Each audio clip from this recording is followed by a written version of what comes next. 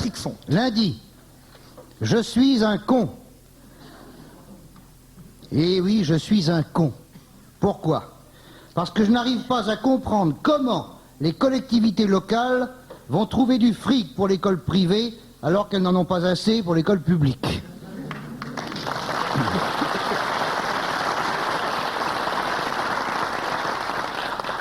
C'est un peu laïque ce matin ici, je trouve. Bon. François Bayrou déclarait avant-hier, mais vous savez, il y a aussi des pauvres à l'école privée. Je ne le savais pas. Je suis vraiment con. Mais ce qui me console, c'est de savoir qu'il y a aussi des dans les ministères. J'ai mis une musique pour éviter le procès. À vous de mettre les paroles. En plus, je suis lâche. Oh, aujourd'hui, ça va pas. C'était lundi, hein. Maintenant, ça va mieux. Je suis lâche, car je n'ai pas souscrit à l'emprunt du gouvernement. Pourquoi? J'ai peur de ne pas être remboursé. Mardi, El Cordobès redescend dans l'arène. À 57 ans, le fier torero va débouler en fauteuil roulant contre la baie. On attend le choc fatal avec impatience. Allez! À l'issue du combat, El Connard coupe les oreilles du taureau. Tandis que l'animal exécute un tour d'arène avec les couilles de l'Hidalgo entre les dents. Sous les hurrahs de la foule en délire, El Crétino se lève. Dans un dernier sursaut, et constatant l'ablation dont il fait l'objet, parodie Balladur en déclarant « Il faut faire des sacrifices ».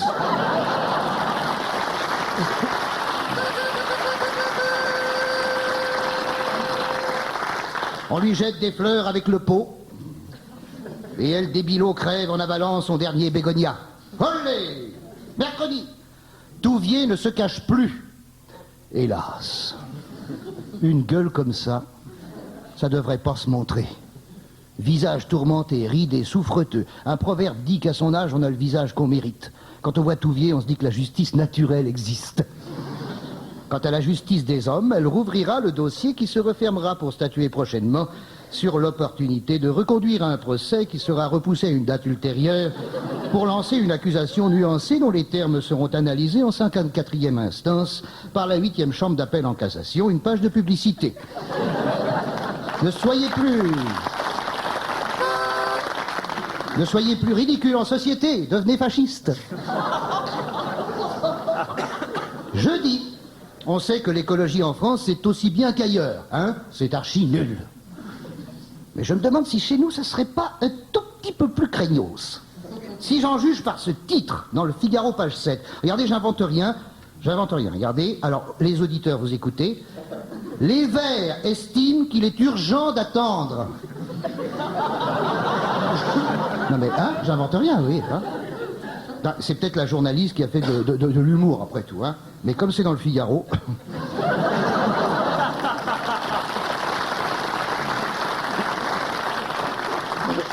Elle va se faire virer, hein, c'est pas possible.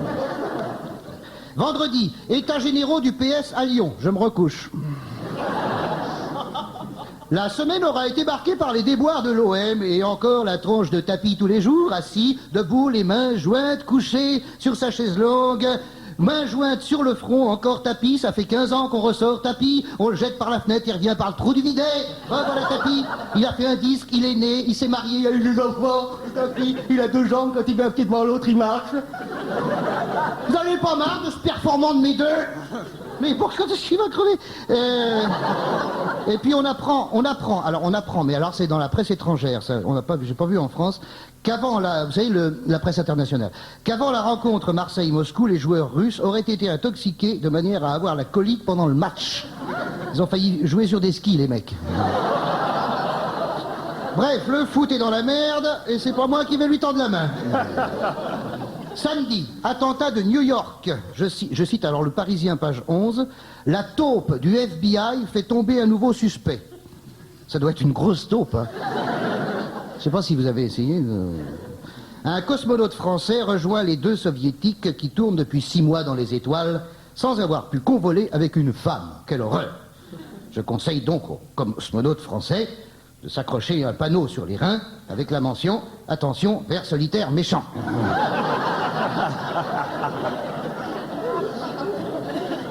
Enfin, L'émission comique La Classe sera remaniée pour la rentrée. On ne la verra pas cet été. Alors, bonnes vacances.